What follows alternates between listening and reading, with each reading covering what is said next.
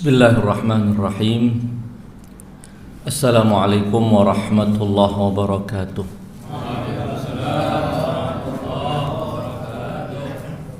Alhamdulillahi rabbil alamin. Wabihi nasta'in. Wa sallallahu ala khairi khalqihi ajma'in, Muhammadin wa alihi at-tayyibin at-tahirin. Allahumma salli ala Muhammad wa ali Muhammad. Ikhwani al-mu'minin, alhamdulillah, segala puji bagi Allah subhanahu wa ta'ala yang mempertemukan kita kembali dalam rutinan kita Majlis Ziarah Al-Jami' Al-Kabirah. Semoga dengan pembacaan ziarah tersebut Allah subhanahu wa ta'ala meneguhkan keimanan kita, menjadikan kita orang-orang yang dikuatkan dalam jalan kecintaan dan berwilayah kepada Nabi dan keluarga sucinya, dijadikan orang-orang yang diberi taufik oleh Allah subhanahu wa ta'ala untuk menaati mereka dan memperoleh syafaatnya kelak di hari mahsyar. Dalam pertemuan yang sebelumnya kita telah menjelaskan beberapa bagian terkait dengan kesaksian ketiga dan bagaimana kita mempersaksikan keimanan kita kepada Allah subhanahu wa ta'ala. Kita bersaksi tentang keesaan Allah, kita bersaksi tentang kenabian dan kerasulan baginda Muhammad ibn Abdullah sallallahu alaihi wa alihi wasallam. Kita juga bersaksi tentang para imam suci Ahlul Bait. Ada 3 kesaksian. Syahadah yang pertama adalah kesaksian tentang keesaan Allah. Syahadah kedua adalah kesaksian kita tentang kerasulan baginda Muhammad sallallahu alaihi wa alihi wasallam. Dan syahadah yang ketiga, kesaksian yang ketiga adalah kesaksian akan maqam-maqam suci keluarga Nabi sallallahu alaihi wa alihi wasallam. Kesaksian akan maqam-maqam para imam suci Ahlul Bait. Ini kesaksian yang ketiga. Kita bersaksi tidak semata berhenti pada bersaksi bahwa tiada Tuhan selain Allah dan Muhammad adalah utusan Allah, tapi juga kita bersaksi bahwa Aliyun waliyullah, bahwa para imam suci dari keluarga Ali, dari keturunan Ali adalah para imam pembimbing kita yang telah Allah tunjuk untuk menjadi pengawal agama dan pembimbing kehidupan kita. Kesaksian ini tentu berdasar. Kesaksian ini kesaksian yang terkait dengan kesempurnaan agama kita. Ketika Allah menurunkan ayat Al-Yawma akmaltu lakum dinakum wa atmamtu alaikum ni'mati wa raditu lakumul Islam madina, itu setelah Rasul sallallahu alaihi wa alihi wasallam sukses menyampaikan pesan Tuhan tentang kepemimpinan Ali sebagai mata rantai pemimpin pertama dari 12 pemimpin yang telah Allah tentukan untuk kita. Dan setelah itu Allah dalam ayat tersebut menegaskan waraditu lakumul Islam madina, dan aku ridhai untuk kalian Islam sebagai agama. Berdasarkan riwayat-riwayat yang disepakati oleh para ulama, ayat itu turun setelah peristiwa atau dalam peristiwa Ghadir, setelah Rasulullah menyampaikan pengangkatan Ali bin Abi Thalib dengan sabda beliau yang sangat terkenal, man kuntu maulahu fahada aliyun maula, Allahumma wali man wala wa adi man ada. Dengan demikian keyakinan tentang kewalian Ali bin Abi Thalib. Pengertian wali yang luas tentunya, sebagai pembimbing, sebagai pemimpin, sebagai yang ditunjuk oleh Allah dengan otoritas, sebagai pengawal agama, sebagai pengawal kehidupan umat sepanjang masa, adalah sesuatu yang sekali lagi itu telah ditegaskan dalam beberapa ayat. Salah satunya adalah pada ayat yang sangat terkenal dengan nama ayatul wilayah, innama waliyukumullah wa rasuluh walladzina amanu alladzina yuqimunas salata wa yu'tunaz zakata wa hum raki'un, yang juga berdasarkan riwayat-riwayat ahli sunnah yang bisa dipercaya bahwa ayat ini turun terkait dengan ketika Imam Ali mensedekahkan cincinnya di saat beliau ruku. Dengan demikian ikhwan sekalian, bahwa apa sebenarnya yang mendasarkan keyakinan Syiah dengan melengkapi kesaksian yang pertama, kesaksian yang kedua dengan kesaksian yang ketiga, yaitu bersaksi wa asyhadu annakumul a'immatur rasyidun ila akhir beberapa maqam yang kita persaksikan itu menjadi maqam-maqam agung Ahlul Bait. Tentu apa yang telah saya singgung tadi adalah salah satu dari dasar tersebut, melengkapi kesaksian asyhadu alla ilaha illallah wa asyhadu anna muhammadar rasulullah dengan wa asyhadu annakumul a'immatur rasyidun hingga akhir yang disebutkan di dalam Az-Ziyarah al-Jami' al-Kabirah. Ini adalah apa yang telah disebutkan, bahwa al-wilayah, al-imamah yang ditetapkan oleh Allah Subhanahu wa taala itu adalah yang ditetapkan untuk Ali dan para imam suci dari keturunan Ali bin Abi Thalib alaihi salam. Jadi tidak ada yang aneh, tidak ada yang ganjil, tidak ada yang menyimpang dari dasar-dasar yang telah ditetapkan baik di dalam Al-Quran Al-Karim maupun di dalam hadis-hadis Nabi Sallallahu Alaihi Wasallam yang telah diriwayatkan oleh para ulama Islam, baik Ahlus Sunnah maupun para ulama Syiah. Riwayat-riwayat yang sangat banyak mendukung pelengkapan kesaksian 1 dan 2 dengan kesaksian ketiga tersebut. Apa di antara yang juga memperkuat adalah kita menemukan riwayat yang sangat banyak yang menyebut nama Ali bin Abi Thalib alaihi salam selalu digandengkan dengan nama Allah dan nama Rasulnya. Nama Ali bin Abi Thalib alaihi salam selalu disebut setelah menyebut nama agung Allah dan nama mulia baginda Rasulullah sallallahu alaihi wasallam. Dan itu ditemukan dalam banyak riwayat, ya, banyak sekali riwayat yang nanti insyaallah akan kita coba baca beberapa contoh riwayat tersebut. Dari riwayat-riwayat itu tentu kita berkesimpulan bahwa memisah nama Ali bin Abi Thalib alaihi salam dan para imam suci Ahlul Bait dari nama Allah dan nama Rasulnya adalah sesuatu yang bertentangan dengan riwayat-riwayat tersebut. Memisahkan nama Ali bin Abi Thalib alaihi salam dengan nama Allah dan nama Rasulnya tentu tidak sejalan dengan riwayat-riwayat yang telah disebutkan oleh para ulama besar ahli sunnah di dalam kitab-kitab yang telah mereka tulis. Nanti akan saya sebutkan.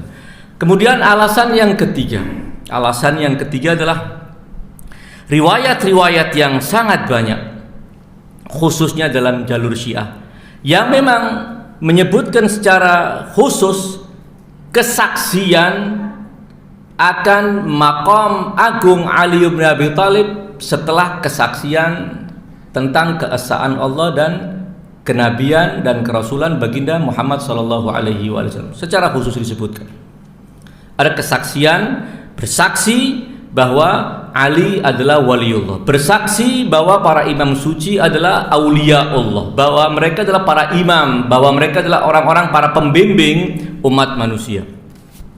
Kemudian kita juga menemukan banyak riwayat yang secara khusus juga, tentu ini jalur Syiah, menyebutkan bahwa dianjurkan dan tidak disalahkan kita menyebut kesaksian tentang kewalian Ali dan para putra suci beliau di dalam azan dan iqamat kita, sehingga ini juga menjadi bukti yang walaupun boleh jadi pihak yang lainnya tidak menerima riwayat-riwayat itu, dan itu bukan hal yang harus dirisaukan. Mereka tidak memiliki riwayat itu dan mereka tidak membenarkan riwayat itu masalah tersendiri. Tetapi para ulama Syiah ketika menegaskan bahwa ada anjuran, walaupun itu bukan bagian dari azan, ada anjuran ketika kita bersaksi kapanpun, apalagi dalam azan dan iqamat, ketika kita bersaksi asyhadu alla ilaha illallah wa asyhadu anna muhammadar rasulullah, kita sempurnakan dengan wa asyhadu anna aliyan waliyullah wa asyhadu anna aliyan wa auladahu hujajullah. Ada riwayat-riwayat yang kemudian itu mengikat mereka atau menjadi dasar mereka untuk membangun kesimpulan fikih mereka. Sekali lagi, kalau ada yang merasa bahwa kami tidak memiliki riwayat itu sehingga kami tidak menerima kesimpulan itu, sekali lagi itu kembali kepada mereka. Kita tidak akan memaksakan mereka juga untuk melakukan hal yang sama. Namun yang perlu adalah mereka juga mestinya harus bertoleransi untuk membiarkan kita yang memiliki dasar-dasar itu untuk mengamalkan apa yang kita amalkan. Ala ayyahal, bahwa kita dalam doa ziarah Jami' al-Kabirah tadi kita telah bersaksi bahwa wa asyhadu annakumul a'immatur rasyidun, yang intinya adalah menggandengkan kesaksian kita akan makom-makom ahlul bait sebagai para pemimpin kita setelah kita bersaksi tentang keesaan Allah dan kerasulan Nabi Muhammad sallallahu alaihi wasallam. Dasar yang kedua yang tadi telah saya sebutkan adalah digandengkannya nama Ali ibn Abi Thalib alaihi salam. Di dalam riwayat-riwayat Ahlus Sunnah selalu digandengkan dengan nama Allah dan nama Rasulnya, dan ini tentunya patut menjadi perhatian dan tidak bisa sekedar dibaca riwayat-riwayat itu dan dilewati begitu saja.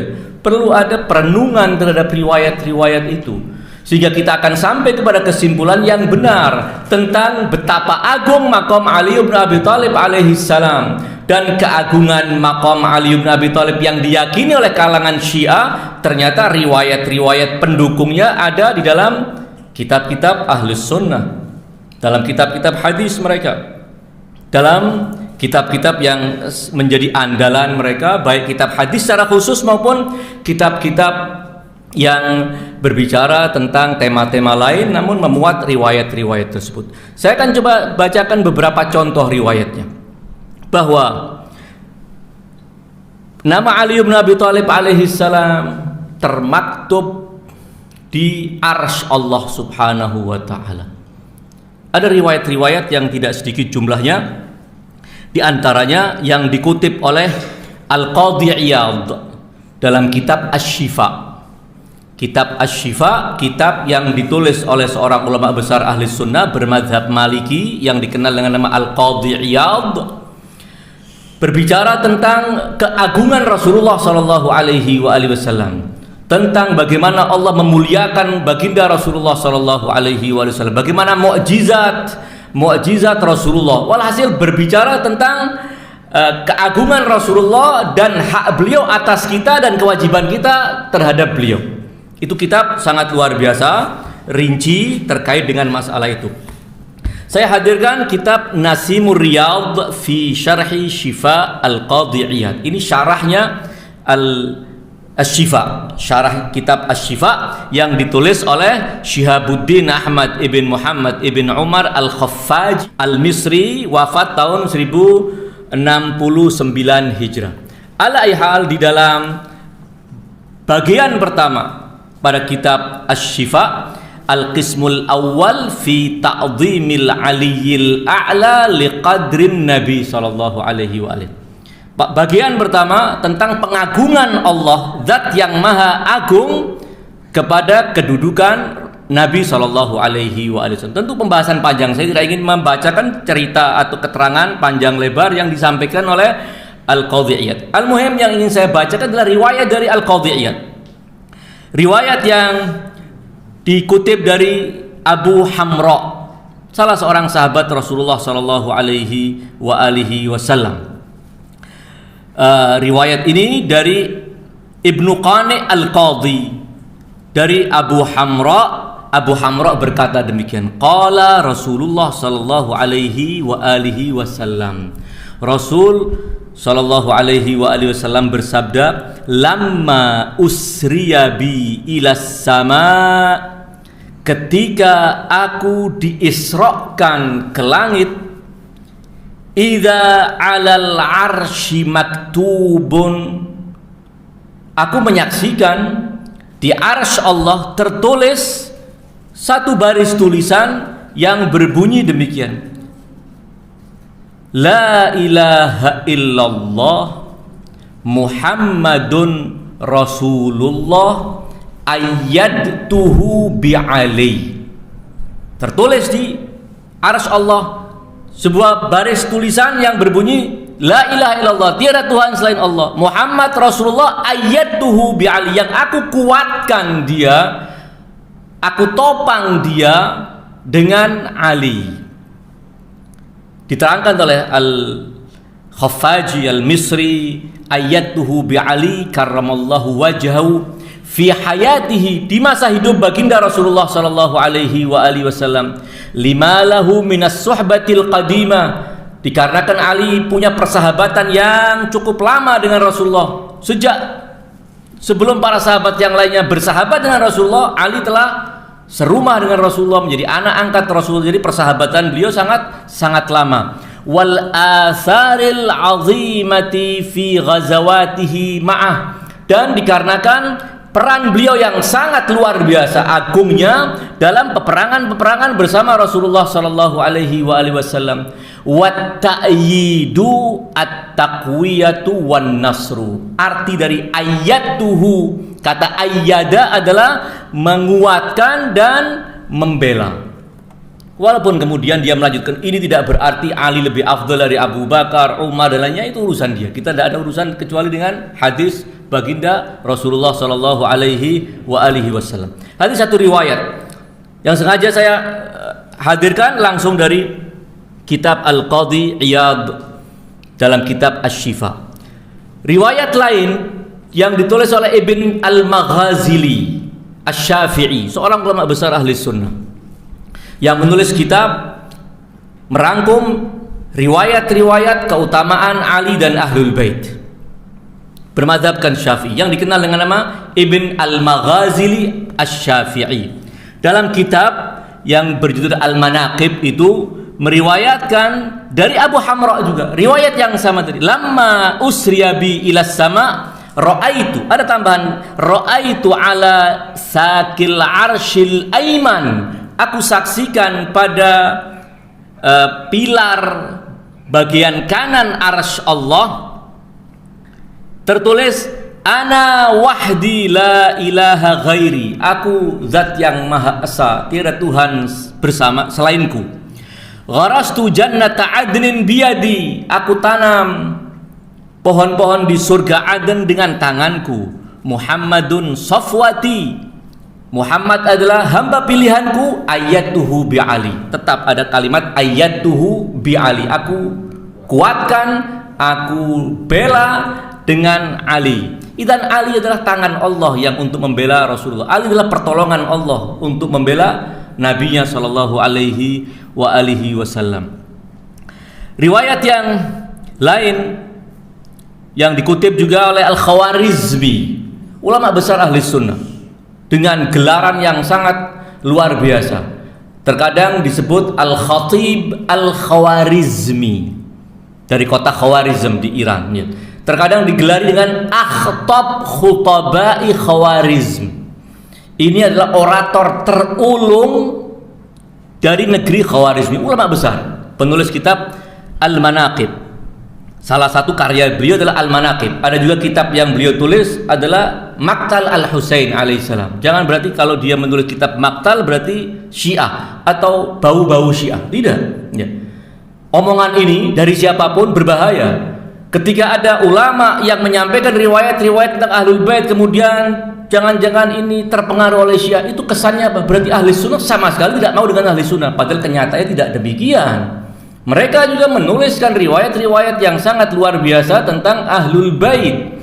Masalah kemudian mereka konsekuen mengikat diri dengan kesimpulan riwayat itu atau tidak, itu urusan lain. Namun riwayat-riwayat itu mereka riwayatkan dan mereka bukukan.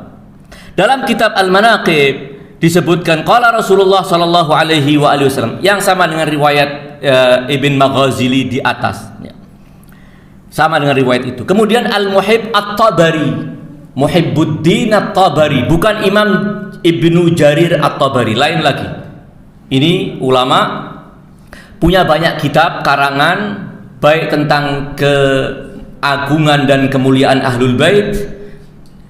Dia punya kitab kecil judulnya Dakhairul Uqba fi Manaqib Dzawil Qurba. Jangan sekali lagi ketika ada orang menulis kitab-kitab terkait dengan keluarga Nabi kemudian ini jangan-jangan juga sudah mulai terkena virus-virus yang tidak sehat. Tidak.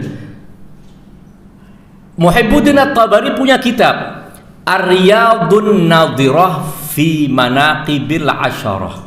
Kitab dalam 2 jilid, tidak terlalu besar, terdiri dari 4 juz. Setiap jilidnya 2 juz, yang memuat riwayat-riwayat tentang keutamaan 10 sahabat yang telah dijamin masuk surga berdasarkan riwayat-riwayat dari ahli sunnah, bahwa ada 10 sahabat yang dijamin masuk surga. Mereka diceritakan riwayat-riwayat keagungannya oleh Muhibbuddin At-Tabari dalam kitab Ar-Riyadun Nadhirah fi Manaqibil Asyarah.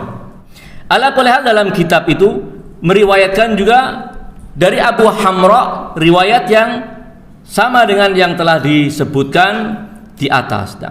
Idzan riwayat-riwayat yang menyebutkan bahwa nama Ali bin Abi Thalib alaihissalam telah termaktub di arsy sebagai pembela Rasulullah sallallahu alaihi wasallam telah dikutip dan diriwayatkan oleh para ulama ahli sunnah.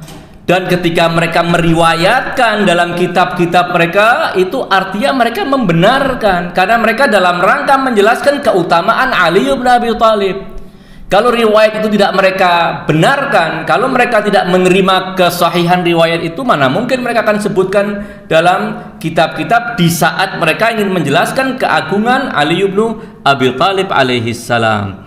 Riwayat yang terakhir ingin saya bacakan atau nama yang ingin saya sebutkan adalah Az-Zarandi, juga penulis kitab Nazmu Durar As-Simtain, kitab kecil yang memuat keutamaan Ali, Fatimah dan Al-Hasan wal Husain, keutamaan Ahlul Bait. Riwayat-riwayat yang berbicara tentang mereka, memuat riwayat yang tadi telah saya bacakan. Demikian juga Al-Jalaluddin As-Suyuti, Imam Jalaluddin As-Suyuti di dalam tafsir Ad-Durrul Manthur ketika menyebutkan riwayat-riwayat yang menafsirkan ayat tentang Isra dan Mi'raj pada ayat kedua, Subhanalladzi asra bi 'abdihi lailan minal masjidil aqsa minal masjidil harami ilal masjidil aqsa. Riwayat yang beliau sebutkan sangat banyak, rinci terkait dengan peristiwa Isra dan Mi'raj, bagaimana perjalanan itu. Tentu bukan itu yang ingin saya bacakan, namun satu riwayat pendek dari Imam Jalaluddin As-Suyuti. Imam Jalaluddin As-Suyuti dalam kitab Ad-Durrul Manthur meriwayatkan dari Anas ibn Malik, beliau mengatakan demikian: lamma urijabi, ketika aku di-mi'rajkan. Jadi istilah Isra, istilah Mi'raj itu terkadang digunakan untuk makna yang sama. Sementara pemahaman sementara kita kan Isra itu dari Makkah ke Palestina, kemudian Mi'raj dari Palestina ke Sidratil Muntaha. Terkadang Mi'raj juga disebut Isra, Isra juga disebut Mi'raj. Jadi penggunaan istilah tadi dalam riwayat-riwayat yang sebelumnya adalah lama usriyabi, ketika aku diisrakan. Sementara pemahaman kita Isra itu dari Makkah ke Palestina. Jadi itu maksudnya di-mi'rajkan seperti dalam riwayat yang disebutkan oleh Ibn Asakir dalam kitabnya dan juga Ibn Adi.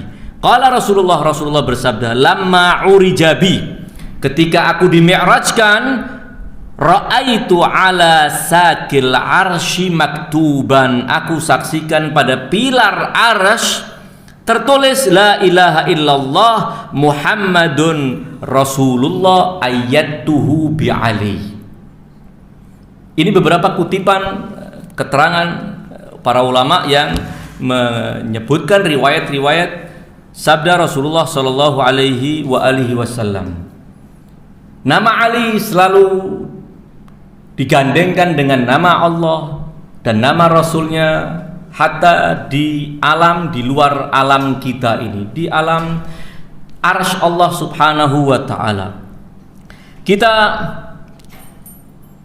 mendasarkan keyakinan kita, kenapa kita menyambungkan kesaksian kita tentang Ali dan para imam suci dari keturunan Ali dengan kesaksian kita kepada Allah, keesaan Allah dan kenabian baginda Rasulullah sallallahu alaihi wasallam, selain karena alasan yang tadi, yaitu alasan kedua adalah alasan yang mengatakan bahwa tidak sedikit riwayat-riwayat yang telah dibenarkan oleh para ulama ahli sunnah menyebut-nyebut bahwa nama Ali tertulis di pintu surga.